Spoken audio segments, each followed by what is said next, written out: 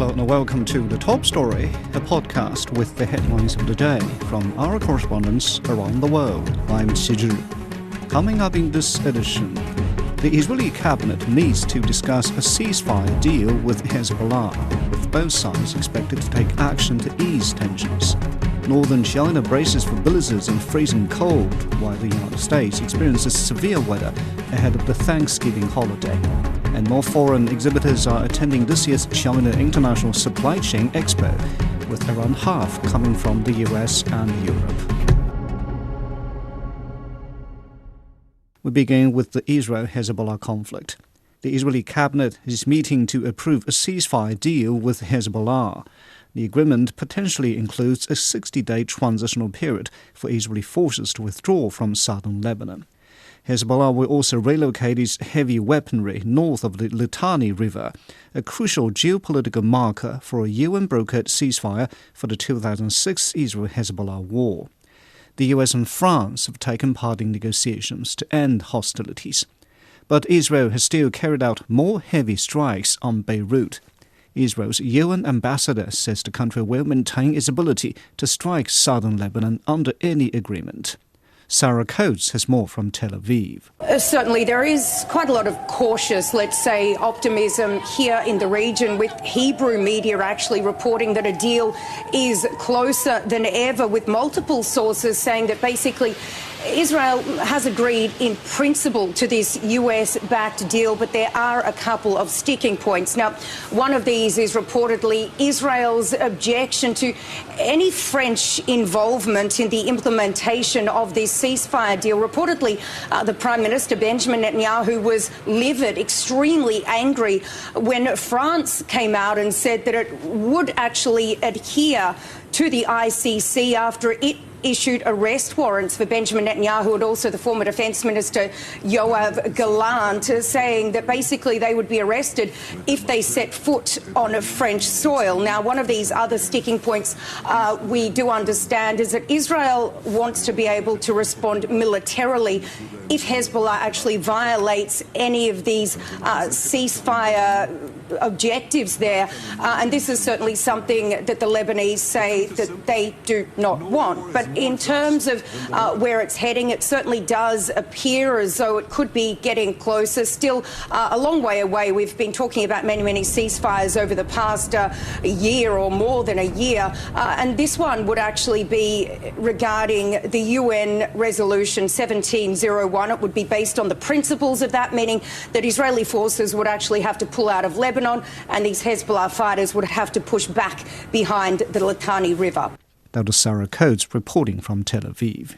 In Asia, northeast China is on alert for blizzards and freezing cold. Temperatures in Heilongjiang, Jilin and Liaoning provinces are expected to plunge by up to 16 degrees Celsius.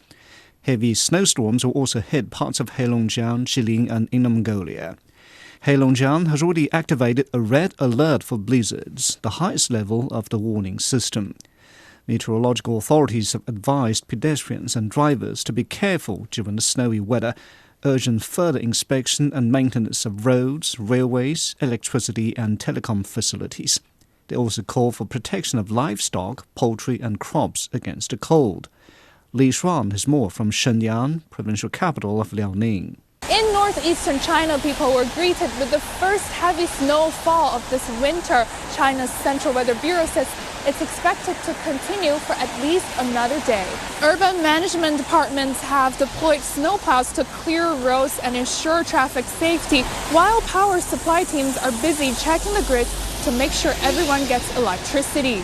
Further up north, parts of central and northern Heilongjiang are bracing for a rare and extensive snowstorm at this time of the year. Authorities have taken proactive measures to ensure safety, including the closure of 25 highways across Heilongjiang province. The Beijing-Harbin Expressway and Harbin Ring Expressway remains open, but with the speed limit of 80 kilometers per hour. Vehicles with more than 7 seats and those transporting hazardous chemicals are temporarily prohibited from using these routes. Even though this is a region that's prone to winter snowfall, local authorities are taking no chances when it comes to ensuring safety. That was Li Shuan in northeast China. In North America, many parts of the U.S. are experiencing severe weather, including heavy rain and snow. The country is embracing more extreme weather, as many people are preparing to travel for the Thanksgiving holiday on Thursday. Jim Spellman has more from Washington.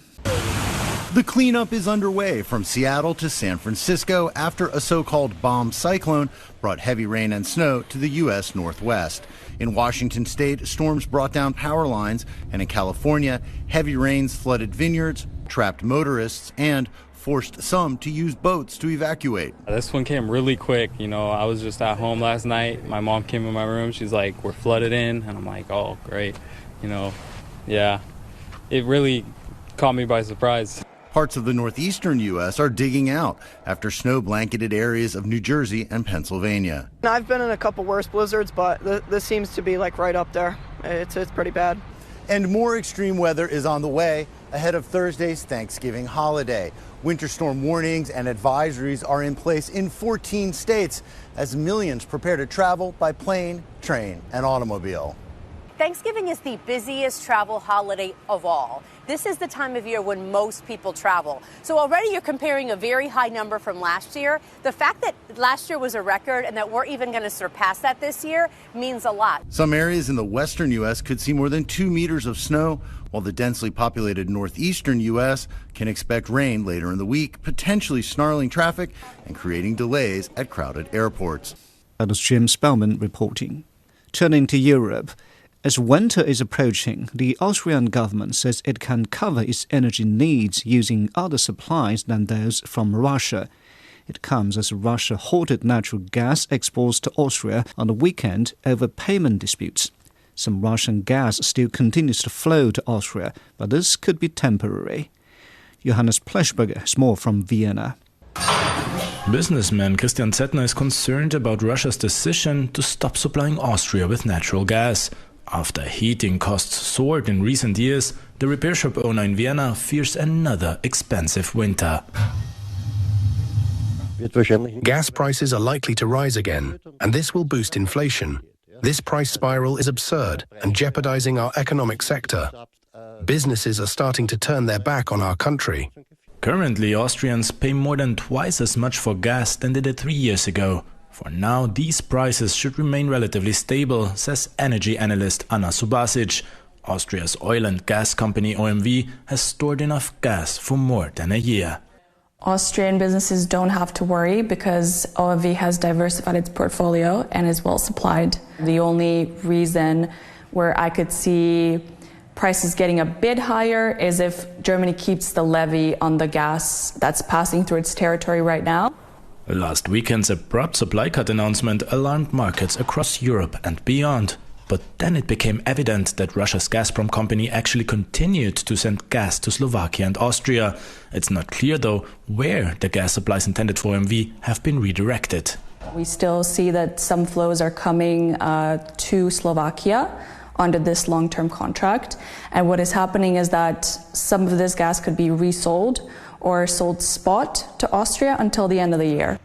Austria's biggest fossil fuel company, OMV, has been trying to end its business dealings with Russia's Gazprom since the beginning of the Ukraine conflict, but binding contracts mean it is forced to buy Russian gas until 2040. The current supply stop could be OMV's chance to opt out of these agreements if Gazprom doesn't resume deliveries soon. After decades of cheap gas from Russia, it looks like Austria will have to get used to elevated energy prices. Business people and private consumers hope there won't be further price hikes. That was Johannes Pleschberger in Vienna. In Africa, environmental groups in Ghana are urging the government to invest more in better flood defenses and prevention. Many people in the capital, Accra, have been forced to shift to low-lying areas which are prone to flooding. Climate change is now increasing the frequency and severity of huge rainstorms. Those groups fear the spread of deadly diseases and illnesses that are prevalent in such conditions. Nabil Ahmad Rofari reports. Adiza Abdul Mumin has lived in Adabraka, a flood-prone slum community in Ghana's capital, Accra, for more than 15 years. She says the perennial flooding here is taking a huge toll on her health. During the rainy season, things get really bad. I barely sleep well at night because the flood fills up my room. Anytime that happens, my blood pressure goes up. Accra has an urban population of nearly 3 million people. Environmentalists say overcrowding means many people are forced to live in high-risk flood zones.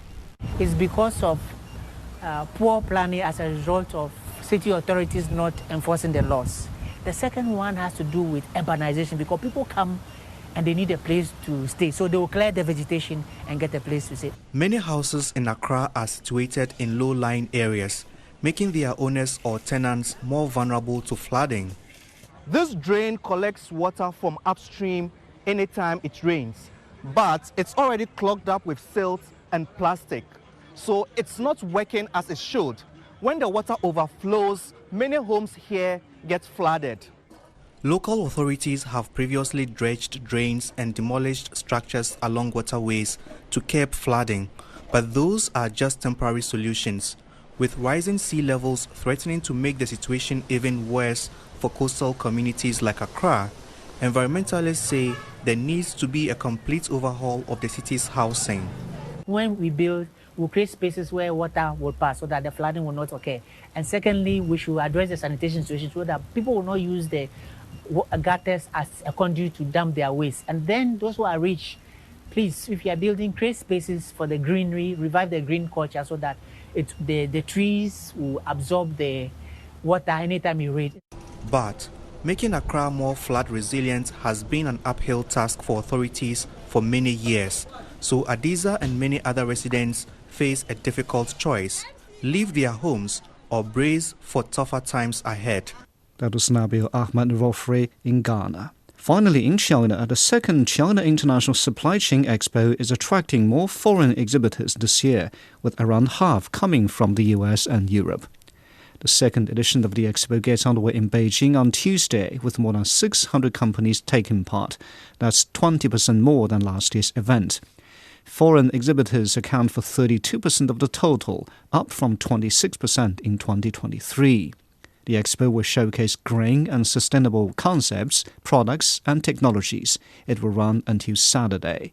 Biran has more on the highlights of the opening ceremony. The second International Supply Chain Expo opening ceremony kicked off here in Beijing with over 1,000 participants here, including some very high-level government officials, diplomats, business representatives, and also representatives from international organizations. And the Chinese Vice President Han Zheng also attended the ceremony and delivered a keynote speech. He said that all the countries and regions should be very actively engaged in the division of labor and to fully leverage its strengths to promote the global industrial chains development. And he also called for the digital technology-driven development, which combine the science and technology into industries, which China is focusing on now to foster new type of economic growth. And Hungarian Minister of Public Affairs and Trade also attended the event and delivered a speech. He said Hungary is more than happy to be the guest of honor this year for the Expo, and he also highlighted the increased momentum between the two countries in recent years. As the Chinese investment largest destination in Europe is Hungary, he said the collaboration in the future will be deepened, and he's very confident about the supply chain and industrial chain collaboration between the two sides. And Mr. Ren Hongbin, the chairman of CCPIT, also issued the Beijing Initiative at the opening ceremony, which called for the market principles to be upheld and also called for the concrete actions for countries to promote the global industrial chain. And he also urged the countries and regions to reduce barriers for trade and investment. That was Biran on the highlights of the opening ceremony of the second China International Supply Chain Expo. Now recapping the headlines. The Israeli cabinet is meeting to discuss a ceasefire deal with Hezbollah, with both sides expected to take action to ease tensions. Northern China is bracing for blizzards and freezing cold, while the United States experiences severe weather ahead of the Thanksgiving holiday. And more foreign exhibitors are attending this year's China International Supply Chain Expo, with around half coming from the US and Europe. And that's it for this edition of The Top Story, a podcast that brings you world headlines every weekday. For more news in politics, business, sports and culture, you can subscribe to the Beijing Hour, a 1-hour podcast news magazine program. We welcome and appreciate all ratings and reviews. I'm Qi Zhi. Thanks for listening.